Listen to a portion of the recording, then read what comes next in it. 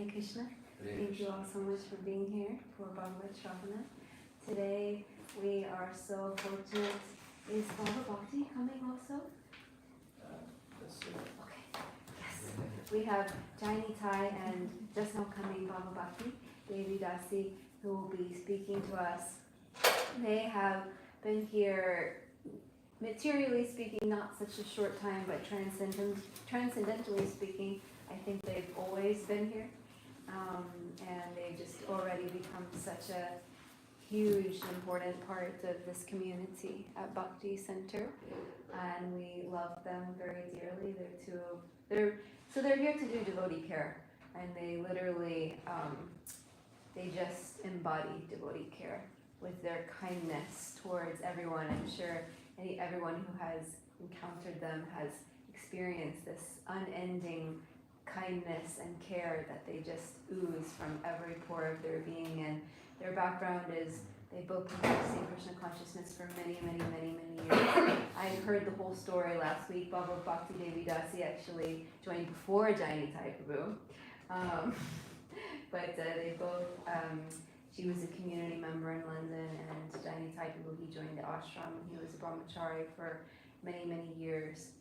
And he transitioned and they got married, and he also served as the temple president at Soho Temple for many years, really building that community up in a very dynamic and beautiful way, and has done many different services. Bhakti Devi Dasi has also done many different services and also taught Bhakti Shastri.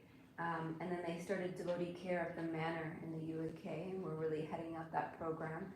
And then we're personally asked by His Holiness Sravana Swami to come here to New York and head up devotee care here. So we're very fortunate to have them, and this is part 3 of the story of Dhruva Maharaj. So we'll be continuing that pastime today. Hare Krishna. Hare Krishna.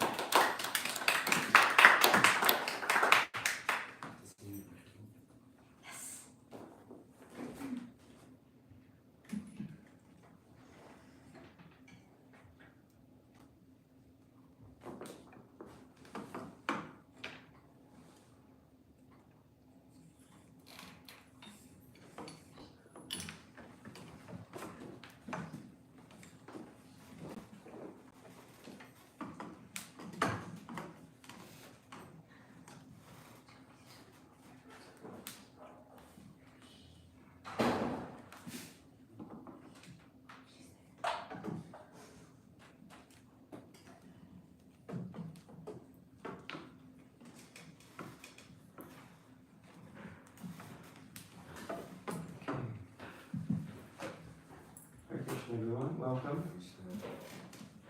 Thank you all for coming. I'm sure there's so many things you could be doing on a Sunday in New York City other than sitting here in this room. So I would first like to congratulate you and thank you for choosing to be here. I'd say it's very rare souls, as I'm sure when you go outside, there's lots more people outside doing many other things. And all of you are here, so thank you very much for choosing that.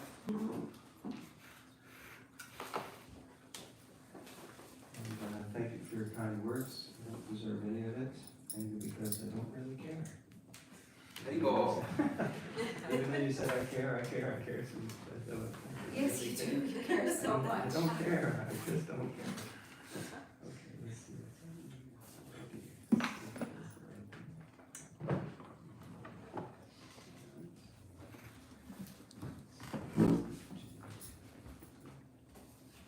So how's everyone doing today? There you go. Fantastic. Good. Yes?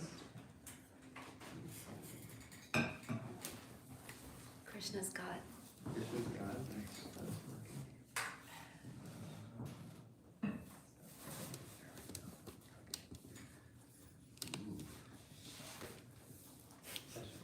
Yes, that's correct. Okay, so I think we're ready. We're just going to chant the Mangalarana prayers, and we'll begin after that. If you know these prayers, please join in. If you don't, then you can meditate on the transcendental sound vibration.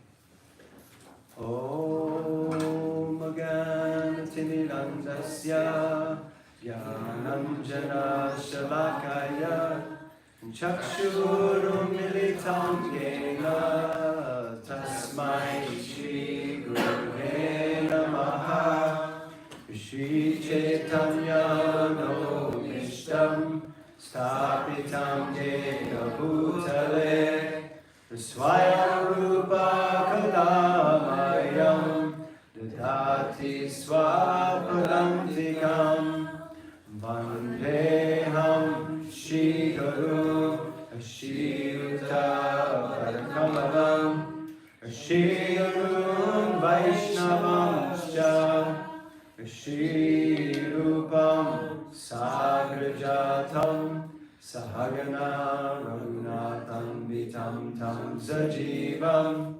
Sadvaitam Savadutam Harijana Sahitam Krishna Chaitanya Devam Shri Radha Krishna Padam Sahagana Lalita Shri Vishakam Vitamscha Hey Krishna Karuna Sindhu Dinabandhu Jagapate Gopisha Gopika Kanta Radha Kanta Namostute Tapta Kanchana Gaurange Radhe Vrindavaneshwari and Vrishabhanusute Devi Pranamami Hari Priye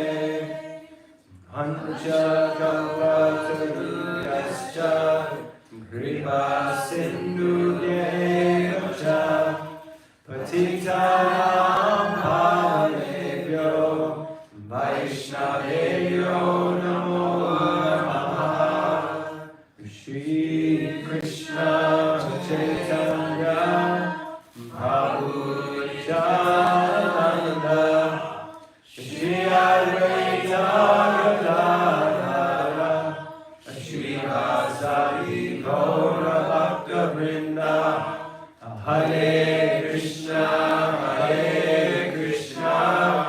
Krishna Krishna Hare Hare Hare Rama Rama Hare Hare. All together. Om Namo Bhagavate Vasudevaya. Om Namo Bhagavate Vasudevaya.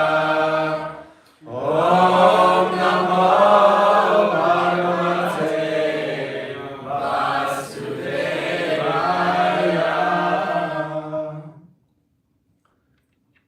Jai Srila Prabhupada ki jai.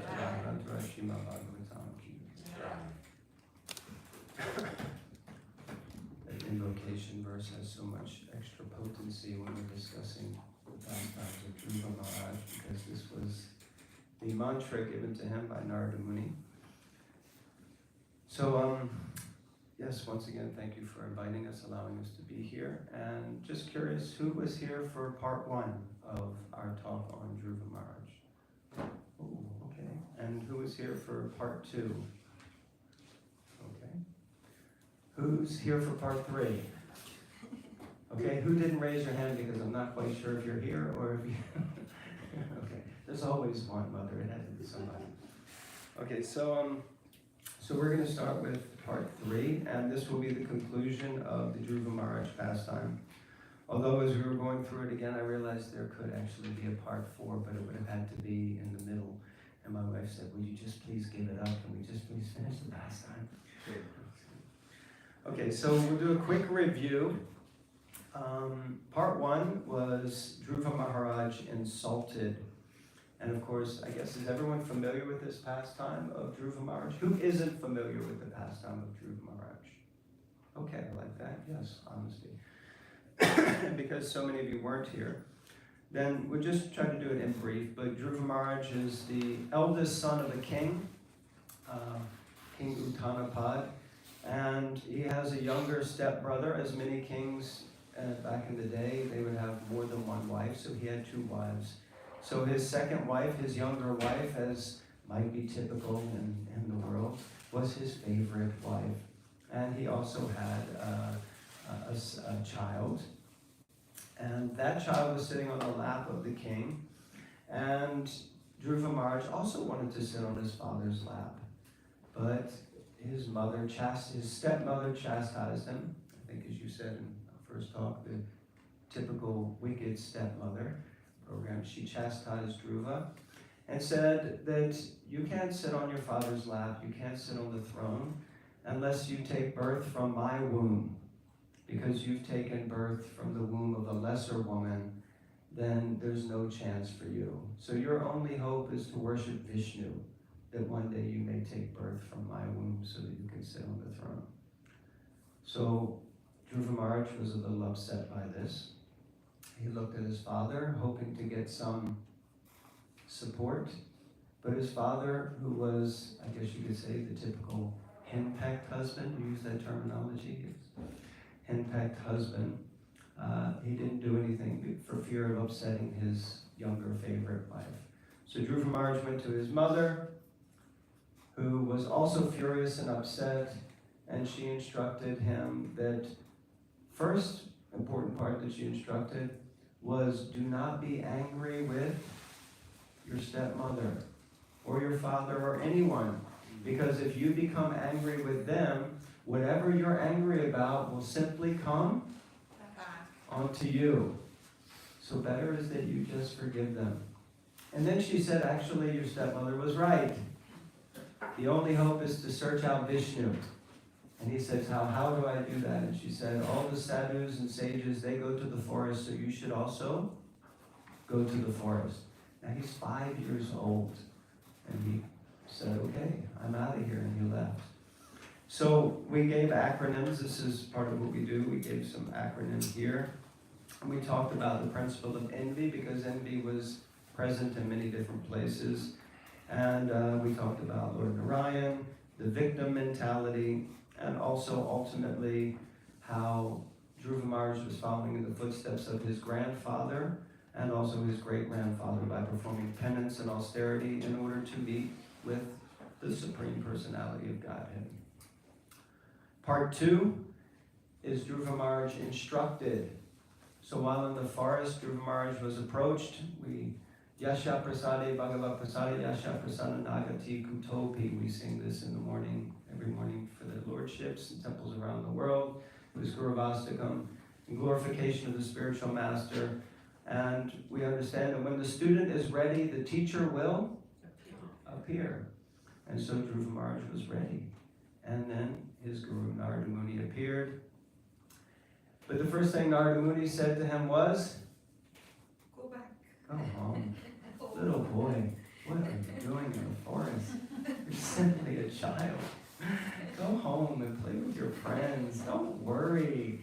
This will all go away after some time. And Dhruva Maharaj, of course, he said, oh, I'm so sorry, you're right. And then he went home, right? And he played with his trucks and his cowboys and Indian toys or whatever. Didn't he? No. No, what did he do?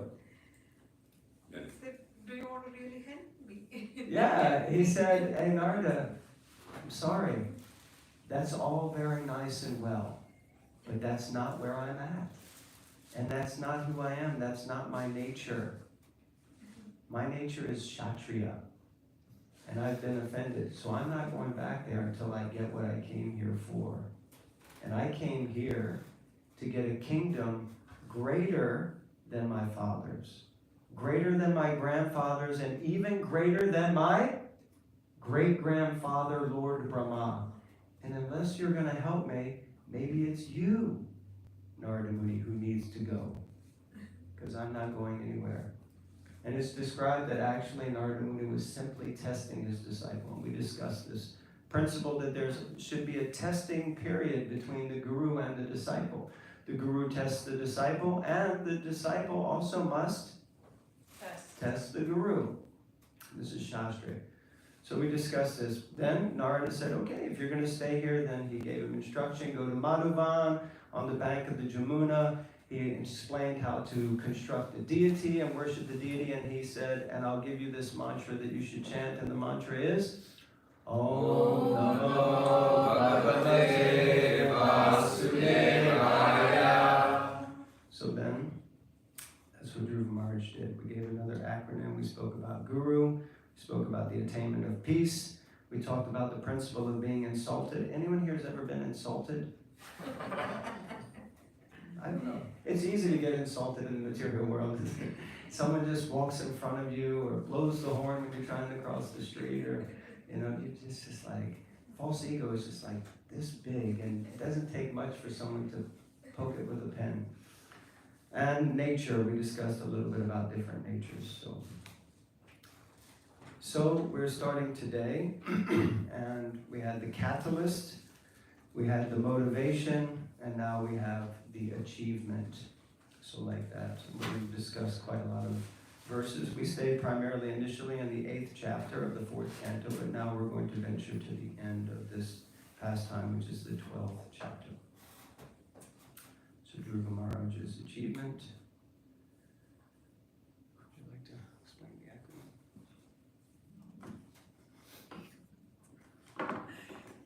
Okay, so the acronym is PURE. You want me to say all of that words? Okay, so the acronym is PURE. P for Purushottam, U for understanding, R for returns to Godhead, and E for exalted. E for what? Exalted. Exalted. Insulted, from insulted to exalted. There's a lot of salt in food here and there. We're getting a lot of salted stuff. Okay.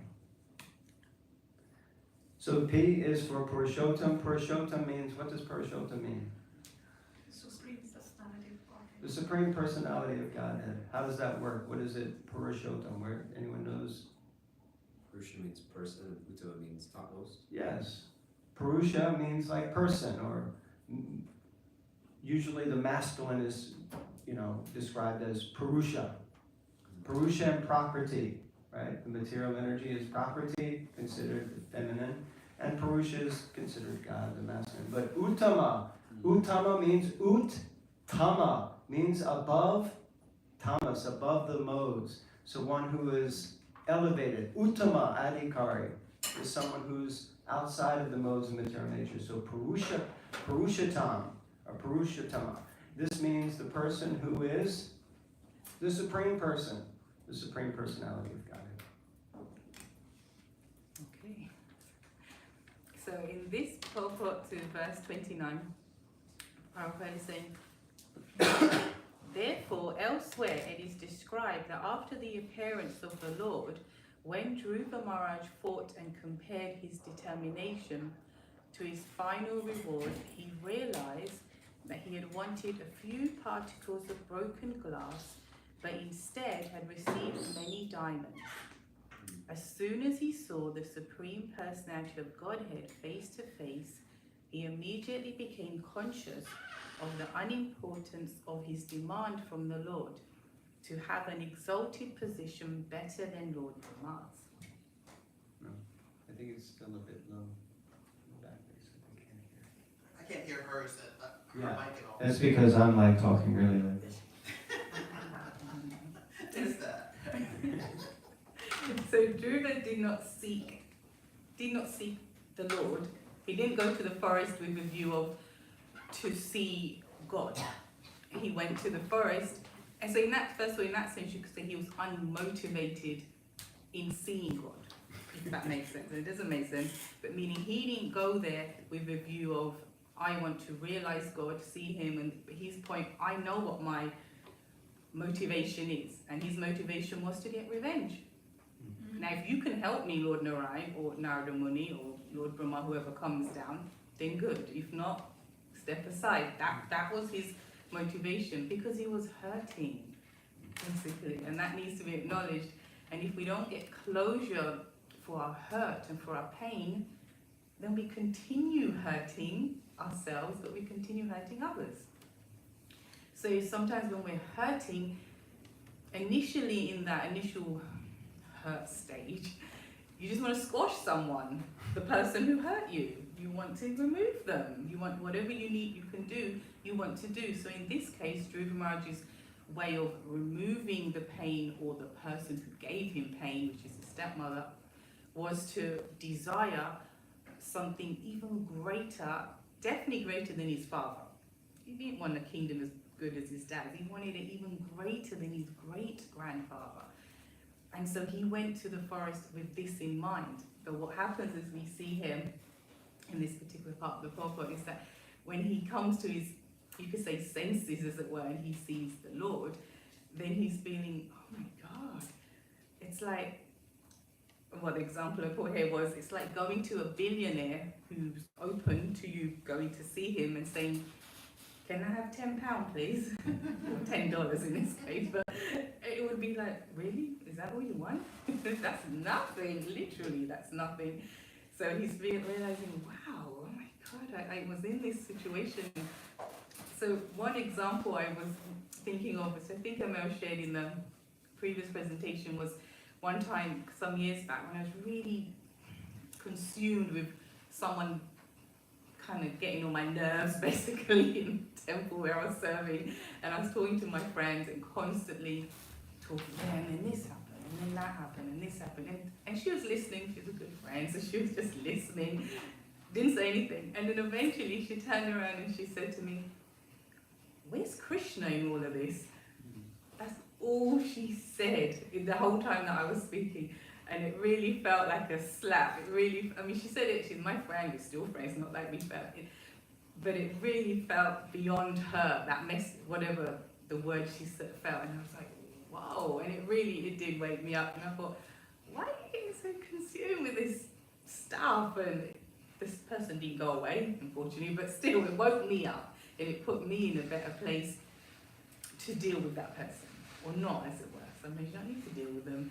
So my sort of realization from this section was, sometimes you just need good association just to steer you away and not get caught up in like broken glass, as it were, on the path. Just to remind you, you do know you're on a much higher, exalted path, as it were. And don't get, you know, if there's a little bit of stones, a little bit of whatever on the ground, don't worry about it, because there's your goal, basically. And don't lose sight of it. Sometimes you just need that. So him, continuing the purport, thus, is Dhruva Maharaj, thus he became ashamed of what his demands were and what he had achieved. He was very much ashamed to think that although he had gone to Madhuvan, giving up the kingdom of his father, and he had gotten a spiritual master like Narada Muni, he was still thinking of revenge against his stepmother and wanting to occupy an exalted post within this material world. These were the causes for his moroseness, even after he received all the desired benedictions from the Lord.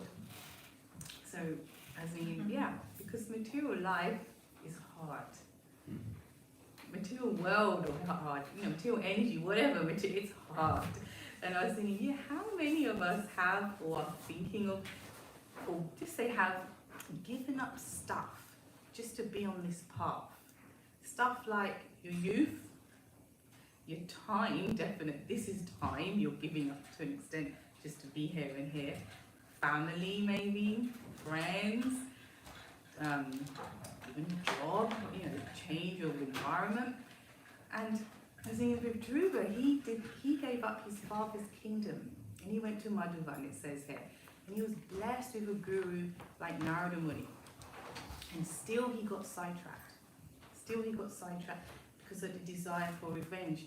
So in the same way, we too, we may have the best of intentions when you start off that way, but it's okay, not to say we should do it, but it's okay to give us some grace that we do get sidetracked. We get sidetracked with petty interactions, our lower natures, other people's lower natures, power struggles, and it's hard to stay in this material world on track. And what I liked about this, the end part of this pulpit, was that, but when we get cut off from that joyful process of connecting with the Lord, we kind of know it because we lack that enthusiasm. We lack that. We get a little bit despondent, a little bit down, and others definitely know it because maybe they don't gravitate. Oh, that person's, they're not in a good space anymore. I'll go and sit with that one for Prashadam, maybe I'll sit. And you don't get it, and that feeds into it. So just, it happens for sure. It's not easy, and there are signs of it occurring, as it were, as we see with Dhruva Maharaj, where he was feeling morose because he was realizing I wasn't quite connecting. I wasn't fully connecting in the way I was supposed to with the Lord. So this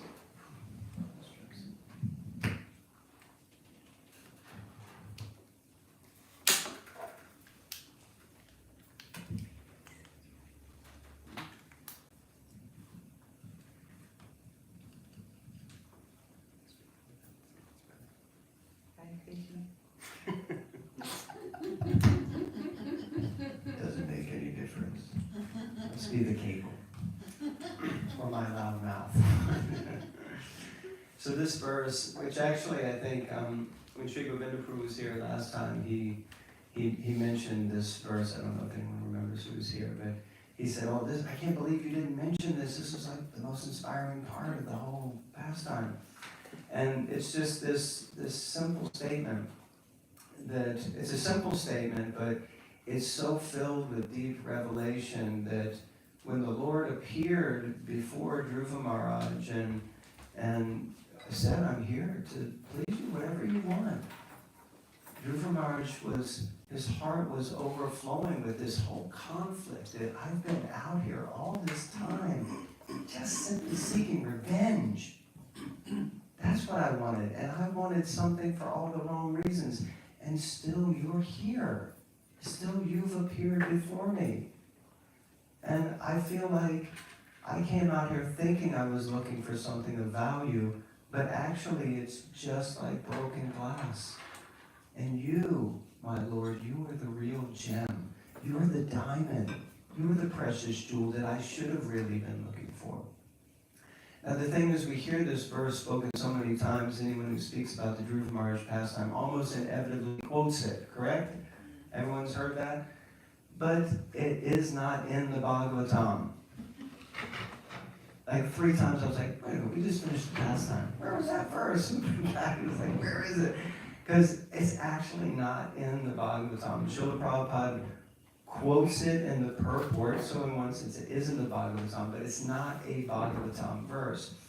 And Srila Prabhupada quotes in the Nectar of Devotion from the Hari Bhakta Shubhodaya that this is where it's mentioned, this famous verse. But for me, it's like one of the most powerful statements as an almost conclusion or revelation from this pastime. So we just thought it was nice to share that. So the next, anyone remembers what's the acronym? Pure. And P stood for? Purushottam. Okay. And now we're going to U, which stands for understanding. In the Bhagavad Gita, in the seed verses, Srila Prabhupada describes Tesham Saratayuktanam Bhajitam Pradipurvikam Didami Buddhi Yogam Tam Ginamam Upayam Tate. He describes Didami Buddhi as understanding. I give thee understanding by which they can come to me. So understanding, sometimes we may think, I understand, but real understanding is very deep. So in this next section, we're going to look at we're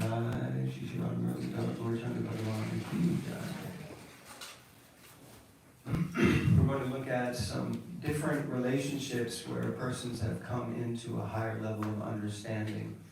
Because when a pure devotee enters the room, we were discussing this the other day, anyone ever wondered why it is that you're meant to stand up? Culturally, we're meant to stand up when a great soul enters the room. Yeah? Even in like sectarian society, you could say. If the president walks in, or the prime minister, or someone who's the person of honor, everyone stands.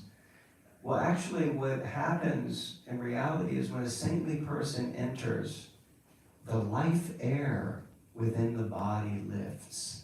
And that's why naturally everyone kind of stands in respect. Of course, we often offer obeisances, but it's described that when Shukadeva Goswami entered the assembly where Parikshit Maharaj was sitting, that everyone stood up because everyone could feel within themselves that they were in the presence of exaltedness. So it's also described that when the tide rises, all boats are lifted. If you're in like a dock area, all the boats rise. So like this, in the presence of perfection, we also experience very profound revelation of our own imperfections. Anyone's ever had that experience? They say that in the presence of your spiritual master, you're meant to feel like a fool. Of course, I did hear one guru say, you're meant to feel like a fool, but that doesn't mean you should act like a fool. But in the presence of the spiritual master, like, oh my God. And sometimes they used to describe how Srila Prabhupada would look at you, and they would say, he wasn't looking at me, he was looking through me. He was seeing everything about me. And I just felt like I was standing there naked before him in the sense that he could see all of my faults. So in the presence of perfection, sometimes all these things get highlighted and we feel it in ourselves. And actually sometimes when we're humiliated, we become humble. Because we realize, oh, what a fool I am for acting in such a way. And here we see, it says, both the queens of King Uttanapad, namely Suniti and Suruchi, along with his other son Uttama, appeared in the procession. The queens were seated on the palanquin. So both the queens of King Uttanapad went to greet Dhruva Maharaj. Purport: after the departure of Dhruva Maharaj from the palace, the king was very afflicted, but by the kind words of Saint Narada he was partially satisfied. He could understand the great fortune of his wife Suniti and the great misfortune of Queen Suruchi, for these facts were certainly very open in the palace. But still, when the news reached the palace that Dhruva Maharaj was returning, his mother Suniti, out of her great compassion and due to being the mother of a great Vaishnava, did not hesitate to take the other wife, Suruchi, and her son, Uttama, on the same palanquin. That was the greatness of Queen Suniti, the mother of the great Vaishnava Dhruva Maharaj. So it's interesting because when I first read this, I was thinking, that's not so cool. Like, why are you taking that woman who basically made your 5-year-old son very upset? He left home, left you. He's only 5, he's not like 20 years old boy that you might think still he's been upset. But so that was my first, but then Prabhupada was explaining, actually it's because of Suniti's great compassion and because she's the mother of this great devotee. She has these qualities therefore. But on the other hand, I'll be honest, my reading was Suruchi kind of has no shame that she would sit on the palanquin with her son. So initial reading of that was, that's very interesting. Not really on that level, but anyway, what I thought was that it's actually an example of what can occur if we have a common goal. And the common goal here for them is Dhruva Maharaj. So King Uttanapad is obviously looking forward to his son coming home, the 2 queens for different reasons, but they're looking forward to it, and Uttama, that's his brother. So whatever history or issues were there, they're still there, but my object or their object of, I don't know, interest as it were, is one goal as it were. And I was thinking that for that it's not easy at all, but it is one of the ways in which we can transcend what may appear inadequacies, as it were, in terms of just like maybe other people's issues or individualism. Like when I used to be in meetings in the temple in London, there were times I remember sitting around the table in the management meetings, and it was interesting. I used to think, there is no way I would have ever crossed paths with anyone here, like just cross paths, if it wasn't for Sri Sri Radha Nandanishwara, because that was our common goal. Sri Sri Radha Nandanishwara, you had the head of finance, head of books, head of the ashram leaders, and this and this. It was interesting, not because they were bad people or anything like that, but we would not have crossed paths. I definitely wouldn't have. I would have been happily sitting in a library somewhere. No one would have seen me. Just the lifestyles. And sometimes, yeah, so I was just thinking, yeah, but we're here doing something for that common goal. And so in the same way, when I first read this and thinking, why would you do that, Suniti? Why would you bring this lady along? And I think, no, because they're focused on that common goal, which was Dhruva Maharaj. And so the other stuff was there, but they rose above it, as it were. It's like, because we're in New York, it's good to use the example of the United Nations. Srila Prabhupada would use this example, how they have so many flags outside the United Nations, and you think they're all united, but actually Prabhupada said they just come together to represent their flag. That's basically it. He said, but ISKCON, the International Society for Krishna Consciousness, is meant to be the real United Nations, because people come from so many different backgrounds, so many different cultures, so many different age groups, so many demographics, but they come for one purpose, and that purpose is to serve Krishna to the best of their ability. So, someone would like to read this? Then Dhruva Maharaj, the foremost of all nobles, first of all offered his obeisances at the feet of his father, and was honored by his father with various questions. He then bowed his head at the feet of his two mothers. Yeah, so much. I mean, we could just talk for an hour on just this, and how important etiquette is. Very quickly, etiquette is lost, mainly because for many of us, we grow with different etiquettes. Etiquette is different depending on the cultural background that you grow up in. But in Vaishnava culture, etiquette is there, and it's really all founded on the principle of respect. And we see here that Dhruva, I mean, he could have come back and just been like blanking, speak to the hand, Suruchi, I got no time for you. And Dad, same for you. But Mom, I'm glad to see you. At least you were there for me, right? He could have been very much in this mood. But he just offered respects to his father. His father was so happy to see him. Offered respect to both of his mothers, stepmother and his mother. So this is such a mood of, and now we're getting into this idea of understanding. Also, he's understanding that where I was and the space and the consciousness that I was in was just not the right space. But somehow still the Lord was merciful to me. And now I've come back and he's just feeling, his heart is purified. And he's just feeling love and wanting to offer love and respect. And they're feeling love and respect. So here, Suruchi, the younger mother of Dhruva Maharaj, seeing that the innocent boy had fallen at her feet, immediately picked him up, embracing him with her hands, and with tears of feeling, she blessed him with the words, "My dear boy, long may you live." This is the stepmother. And then, unto one who has transcendental qualities due to friendly behavior with the Supreme Personality of Godhead, all living entities offer honor, just as water automatically flows down by nature. So the question could be asked here, why did Suruchi bless Dhruva Maharaj? And she says, may you live a long life.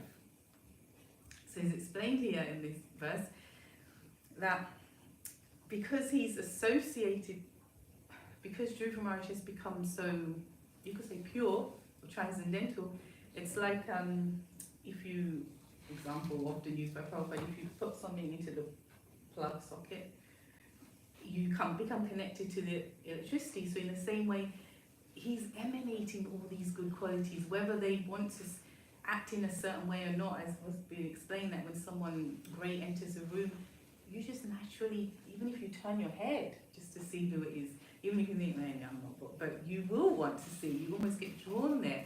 So she's actually being automatically explained here, like just flowing towards him almost, because through his aura, through his speech, just the way he's looking, he's just emanating this transcendental aura. Yeah, he went to the forest, fried, so upset, so seeking revenge, but he's come back saintly. He's come back a saint, and everyone can feel it. Everyone can feel that he's no ordinary person. He's a saintly person. And it's like this actually in our own lives. Sometimes the most difficult situations can be the situations that purify us the most and bring us to the next level of consciousness that's required. There's a famous story in Mumbai when Prabhupada was with his disciples, and one elderly Indian gentleman was sitting with them, and he said to Prabhupada, "Your disciples, specifically your Western disciples, they are like coal." Coal. Everyone knows what coal is? They're like coal. He said, no matter how hard you try to clean them, it just keeps coming out black. And in the process, you also get dirty. And Prabhupada said, yes, you are correct. And all the disciples were sitting, and they're like, my God, Prabhupada. And he said, you are right. They are just like coal. He said, but I am applying pressure. And under pressure, coals become diamonds. And everyone said, Jai Prabhupada. And everyone was in ecstasy. So like that. So here we have Ari. Ari, would you like to read this? Yeah, sure. The two brothers, Uttama and Dhruva Maharaja, also exchanged their tears. They were overwhelmed by the ecstasy of love and affection, and when they embraced one another, the hair on their bodies stood up. This is not ordinary. This is an ecstatic meeting. And in one sense, this was the cause of the problem. Dhruva Maharaj was envious of his brother. His brother was able to sit on the lap of his father, and because of that, his father rejected him. His stepmother cursed him, more or less. I mean, let us look at ourselves. What would be our mood coming back?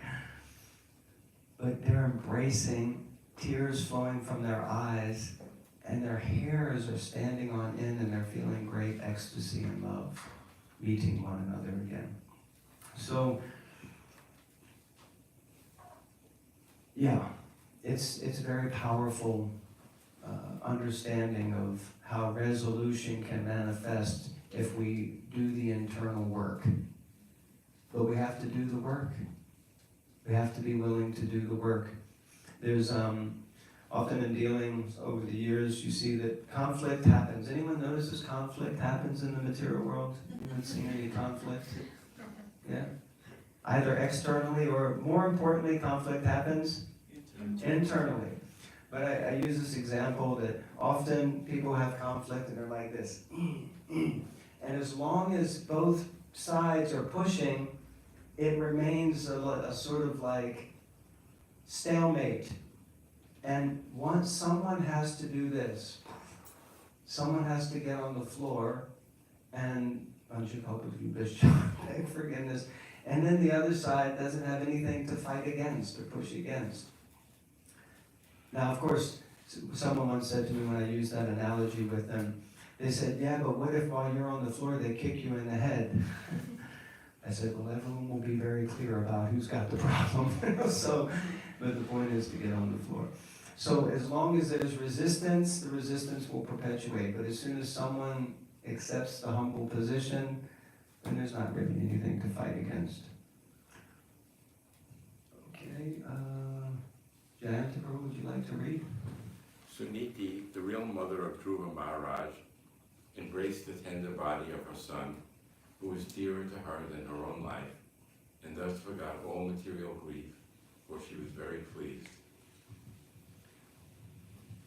So somehow this reminded me of a famous quote. Anyone knows who Booker T. Washington is? Yes, famous personality in American history. I don't know all of his history, but I know, I remember this one quote. And he was a slave who became a very prominent personality. And he gave this quote. Anyone knows the quote I'm about to say? Anyone's familiar with it? Okay, yeah. He says, I have learned that success is to be measured not so much by the position that one has reached in life as by the obstacles which he has overcome while trying to succeed. And then he says, I will permit no man to narrow and degrade my soul by making me hate him. I will permit no man to narrow and degrade my soul by making me hate him. Those who are happiest are those who do the most for others. Very powerful. So when I read this, I was just thinking that it's easy to get caught up in all the hate, but we have to take responsibility for choosing that ourselves. Okay, so now we're up to R. We've got Purushottam, understanding. Now R stands for returns to Godhead. So now we're going to see the achievement of Dhruva Maharaj. So after all of this, return to the palace. I mean, there's so much. This is the other part that I wanted to add, but we just don't have the time. But Dhruva Maharaj is a pure devotee. He was touched on the head by the conch of God. He had direct darshan of God. His heart became purified. He is a pure devotee, and then God said, now you go home and do your duty. And he went back to the kingdom. King Uttanapad eventually left, not long after this, realizing that Dhruva Maharaj was qualified to rule the kingdom. And Dhruva Maharaj ruled the kingdom for 36,000 years. Of course, this was a different yuga, but he ruled the kingdom for all those years. And then, at the end, something happened. So Dhruva Maharaj saw two very beautiful associates of Lord Vishnu in the plain. They had 4 hands and a blackish bodily luster. They were very youthful, and their eyes were just like reddish lotus flowers. They held clubs in their hands, and they were dressed in very attractive garments with helmets and were decorated with necklaces, bracelets, and earrings. We are representatives of the Supreme Personality of Godhead, the creator of the whole universe, who carries in his hand the bow named Shringar. We are being specifically deputed to take you to the spiritual world. God sent his taxi right to the door to pick up Dhruva Maharaj. He's like, go get Dhruva, it's time. Someone would like to read? Jump. The example of Dhruva Maharaj is very fitting. Simply by becoming agreeable to the orders of the Supreme Personality of Godhead and by developing love of Godhead, Dhruva got the chance to personally meet the confidential servants of Lord Vishnu face to face. What was possible for Dhruva Maharaj is possible for everyone. Anyone who very seriously engages in devotional service can obtain, in due course of time, the same perfection of the human form of life. Yeah, that was so good. I want to get you to read it again. What was possible for Dhruva Maharaj is possible for everyone. Haribol! The part that stands out to me is in due course of time. Be patient. Yes, exactly. So we have to be patient. But this is extremely encouraging for all of us, yes? It means it's possible. So what's happened here is Dhruva Maharaj at the end of his life, here comes the transcendental airplane with these beautiful associates of the Lord, and they're like, Dhruva, we've come for you. The Lord has sent us to collect you. It's time. And he's in ecstasy. So, You want to read? Prabhu? When Dhruva Maharaj was attempting to get on the transcendental plane, he saw death personified approach him. And not caring for death, however, he took advantage of the opportunity to put his feet on the head of death. And thus he got up on an airplane, which was as big as a house. It's a pretty big airplane. So I was thinking this is actually a really good test to see how we're advancing in spiritual life. To the extent that we fear death. If we're a bit like, what is it, like if you're on a conveyor belt and if you feel, you can't, the conveyor belt just goes in one way. And unless you're on the outside, you can stop it. But if you're sitting on it, you can't stop it. So if you're feeling like that and you're thinking, I don't want to die. Now I'm seeing it, especially for myself, it's like, yeah, it shows I haven't invested enough time to find out, well, what is it that Krishna does in his world and his planet and the others, because it doesn't attract me enough, and therefore I'm on this conveyor belt and I am age and old age, and I'm not thinking, yeah, I don't mind, I'm happy to keep going down that route. If anything, I'm like, I'm quite happy here, you know, it's like I've got because I know what's going on here and I haven't invested enough like there. Like same for me at the moment, some semblance of homesickness is there, just because I know, and I had to just cross the road. Like when I just came now, I was looking one way, and then it was, oh my God, the cars are coming that way. I could have just died just coming over here. It's like you just know how to navigate and live compared to here, I'm saying. So in the same way, yeah, it was a good example of how Dhruva Maharaj was like, I'm just going to step on death, as it were, and because I'm confident where I'm going. And it's a good test to know if we're confident. Dhruva Maharaj thus surpassed the 7 planetary systems of the great sages who are known as Saptarishi. Beyond that region, he achieved the transcendental situation of permanent life in the planet where Lord Vishnu lives. So Dhruva Maharaj, not only did he see the Lord face to face, become a pure devotee, rule the kingdom for 36,000 years, the Lord sent his personal associates to pick him up. He's going to his own planet. He even still got what he went to the forest for in the first place. He achieved a planet that at the time of annihilation is not annihilated, and where the Lord himself personally resides. So Dhruva Maharaj is extremely exalted. So we're short on time, so we're going to make this quick. Dhruva was seated in the transcendental airplane, which was just about to start, when he remembered something. He remembered his poor mother, Suniti.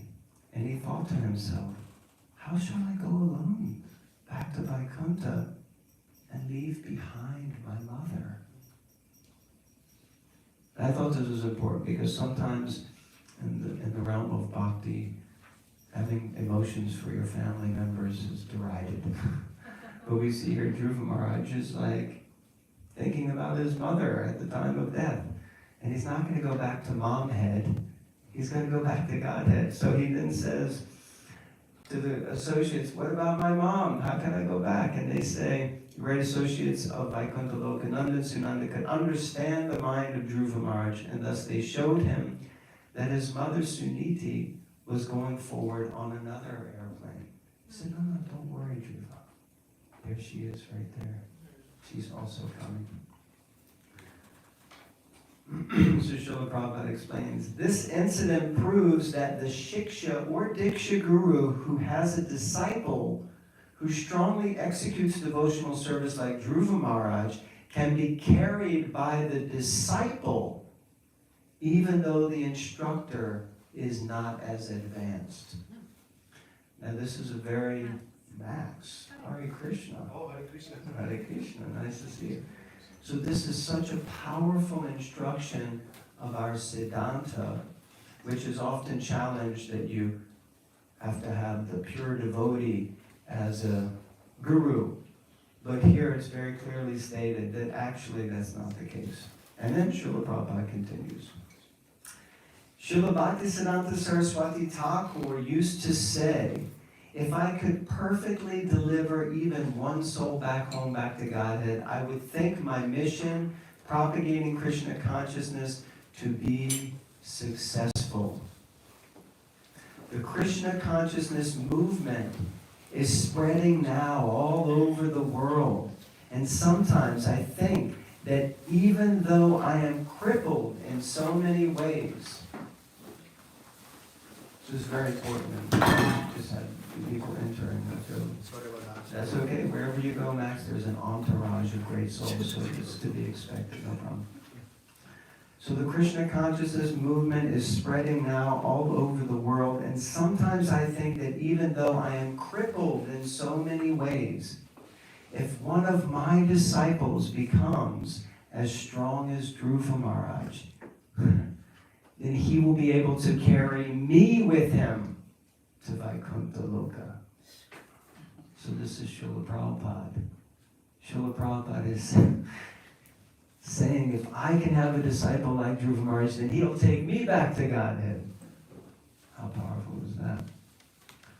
So in this way, the fully Krishna conscious Dhruva Maharaj, the exalted son of Maharaj Uttanapad, attained the summit of the three statuses of planetary systems. Dhruva Maharaj ki Jai. Prantaraj Srimad Bhagavatam ki Jai. Srila Prabhupada ki Jai. So we have a couple of minutes if anyone has any reflections or chastisements. Nick, yes. How old was Dhruva Maharaj when he went back to? How old was Dhruva Maharaj when he went back to his? Well, he was at least 36,000 years old. Add 5 for how old he was when he went to the forest, and a few in between, and then a few at the end. So roughly around 40,000 years old, something like that. So it can take time, guys. We have to be patient. I know you might be thinking like 40,000 years, no, not 40,000 years, but that's in, I guess Dhruva Maharaj was Satya Yuga. So that's Satya Yuga. Generally people were living for 100,000 years, so he had a short life. But it's also described again and again, Prabhupada mentions actually how he made such rapid and great advancement very quickly. But because he was very sincere, he was also very focused, not even on the right thing. He was materially focused, and still he made such advancement. And this goes back to Rupa Goswami's statement that there's only one qualification for pure devotional service. And what is that? It is? Sincerity. Lolyam. Lolyam. Intense greed to obtain it. There's one qualification for pure devotional service, the intense greed to obtain it. Hare Krishna. Anyone else? Yes, dear Mother Rasavati Devi. It was an amazing discussion, I would say. How important it is for a devotee to complete one's mission in the material world before one gets an opportunity to go back. Many times what happens is, in that anticipation and because of that frustration of the material, challenges, we feel like enough of it. Whatever happens here, it's okay. Just try to go back, that's it. But as a devotee, we have responsibilities, and this world is manifestation of Lord's energy. Unless we serve the purpose for which we are here, would we get the entry back home? So, Yeah, wonderful point. And one that's always inspired me with many different personalities in the Bhagavatam. Dhruva Maharaj, same with Prahlad Maharaj. Pure devotees, and still they go on to serve in quite a materialistic capacity. Even Dhruva Maharaj got chastised. Swayambhuva Manu came and said, "What are you doing?" Because he was so attached to Uttama that he was killing all the yakshas. So he's a pure devotee, he was killing all these yakshas, and the Lord came and chastised him. So, such a good point, Mother. Yes, we have our Dharma here in the material world, and the Dharma at the moment is to blow the conch so that the Lord can manifest, so we can all stand to greet the Lord. Our life airs should rise as the Lord enters the room and the curtains open. Thank you all very much for your kind attention. Hare Krishna.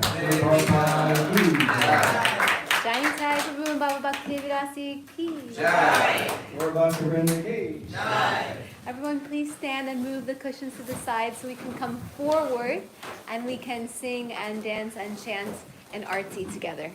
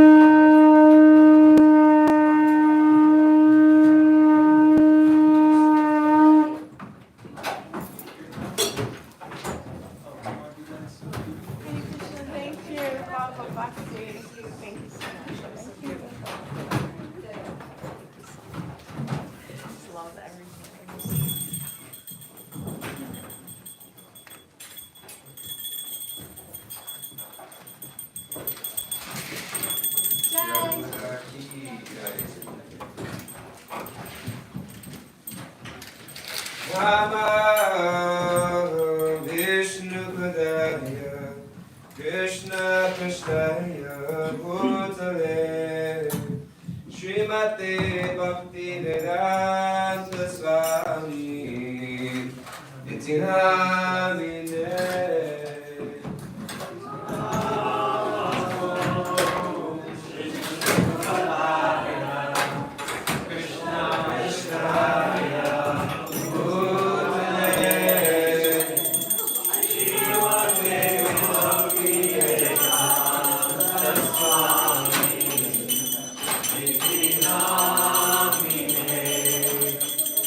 Namaste Saraswati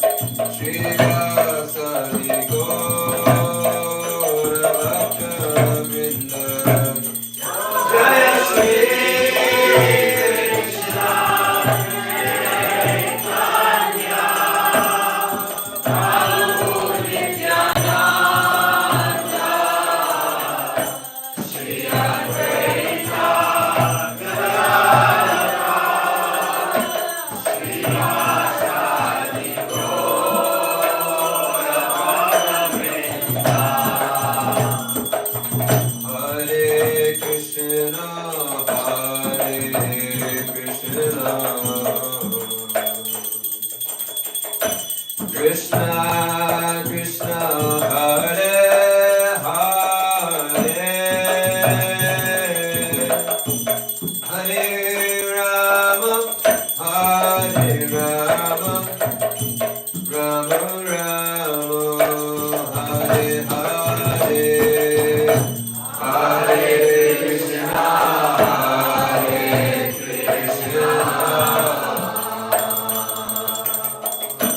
Krishna Krishna Hare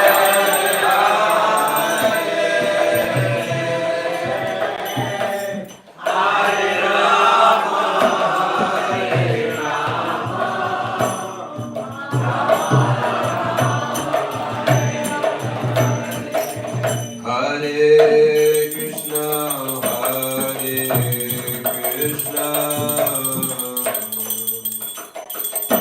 Krishna Krishna Hare Hare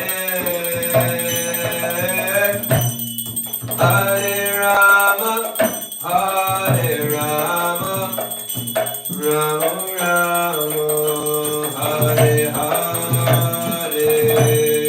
Hare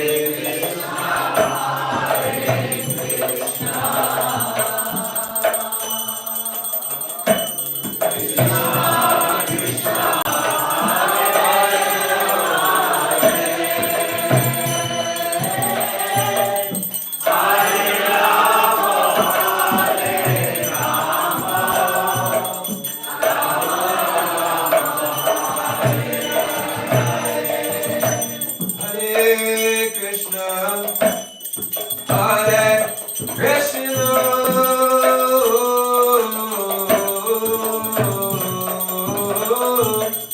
Krishna Krishna, Hare Hare,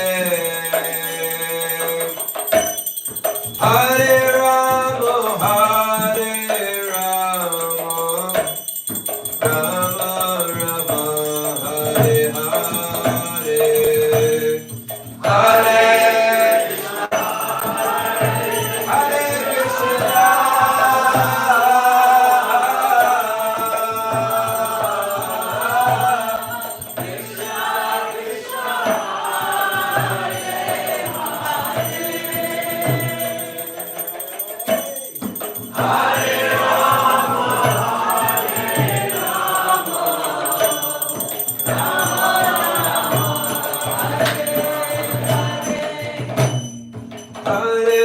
Krishna, Hare Krishna, Hare Krishna,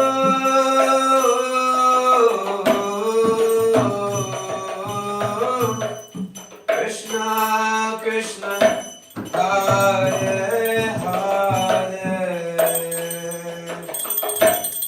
Hare Rama, Hare Rama, Rama Rama, Hare Hare, Hare Krishna, Hare Krishna,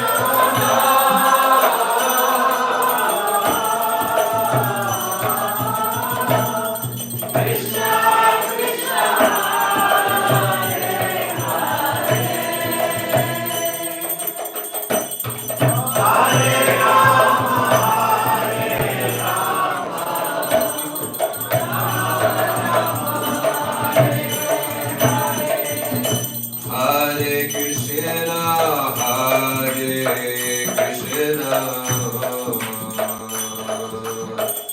Krishna Krishna, Hare Hare, Hare Rama, Hare Rama, Rama Rama, Hare Hare,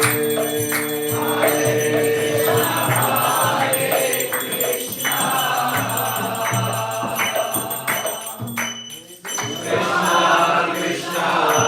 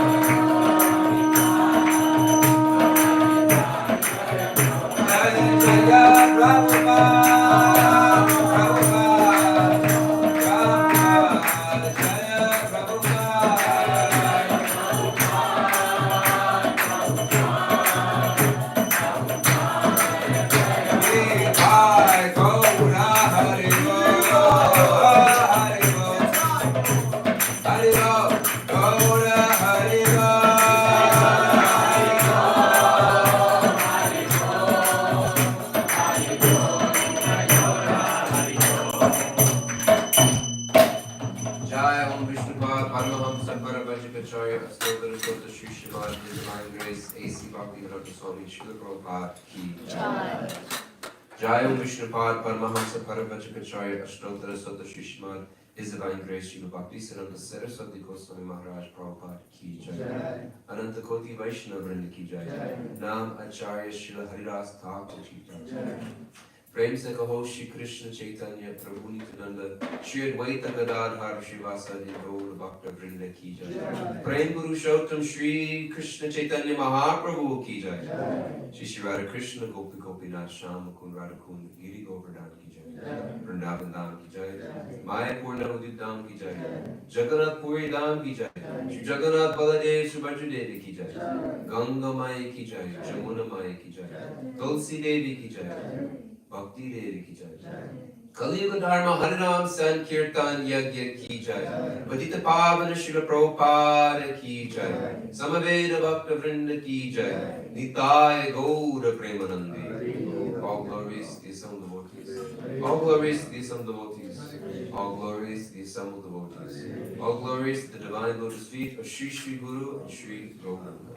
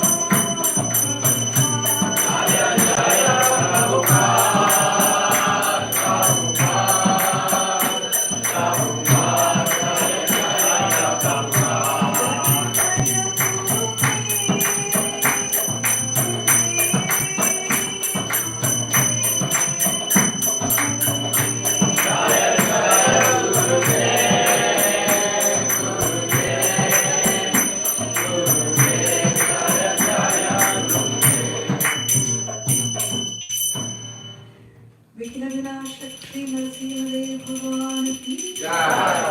भक्त शिरोमणि श्री प्रहलाद महाराज की जय।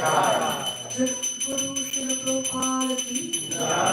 निताई गौर Premanand Hari Krishna. Thank you all so much again for being here for Bhagavata Sravana today. And again, thank you to Jai Nitai and Bhava Bhakti for speaking. Please come next week. Next week is very special. Next Sunday happens to be Gaur Purnim. And say of Lord Chaitanya. So we have not only a very special Bhagavata Sravana, which will be with Chaitanya Charan Prabhu.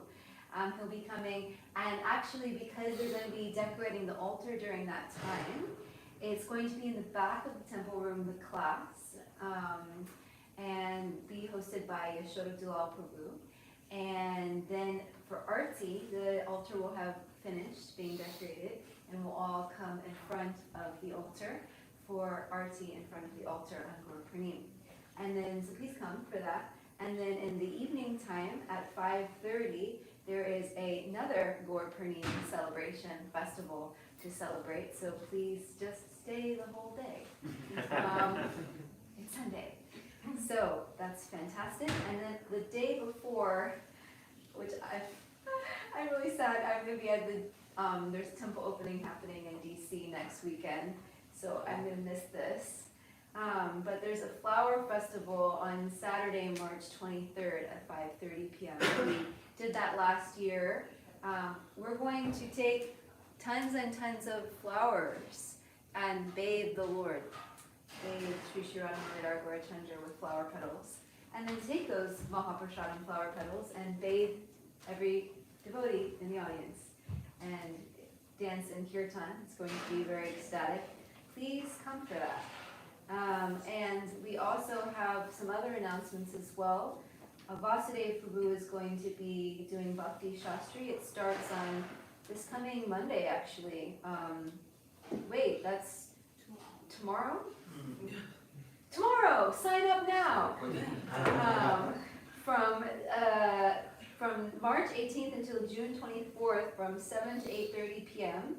I love how he puts a note here, classes may run longer occasionally online. So please, if you want to systematically study Srila Prabhupada's books, please sign up for that. And if you know anyone who is new to Bhakti, you want to introduce them to Bhakti, we're having a one-day immersion course on Saturday, April 6th from 10 a.m. to 6 p.m.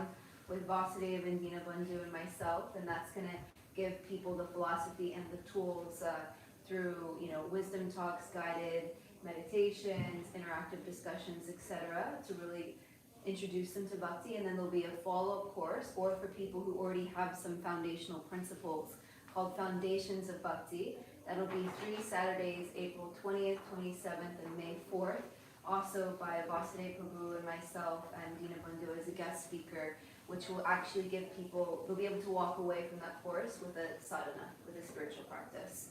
Also, this coming Wednesday, March 20th at 6:30, Chaitanya Charan Prabhu is going to be a special guest at the Wednesday Prabhupada meditation program at 6:30. So please come for that. And is that all of my announcements? One more, and that will be the last one. I've mentioned this before, but also my husband and I are going to be leading a Vrindavan pilgrimage for Bhakti Center in September. September 13th to 21st in Vrindavan. That pilgrimage is for people who already have a practice, so they should be having some level of practice in devotional service, or like fully committed devotees. So if you want to come, or you know someone who would want to come, please contact me. Thank you very much. Hare Krishna. We have a beautiful, I saw Chinese prasadam piece served for you all in the back. Please stay and have a wonderful day. Hare Krishna. Hare Krishna.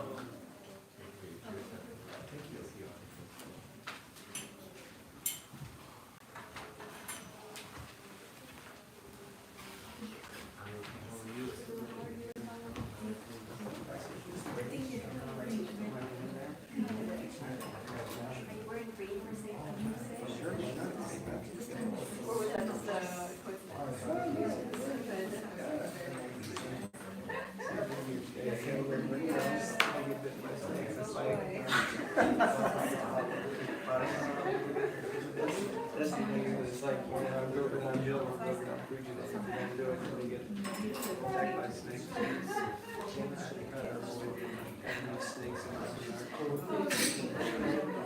How's it going?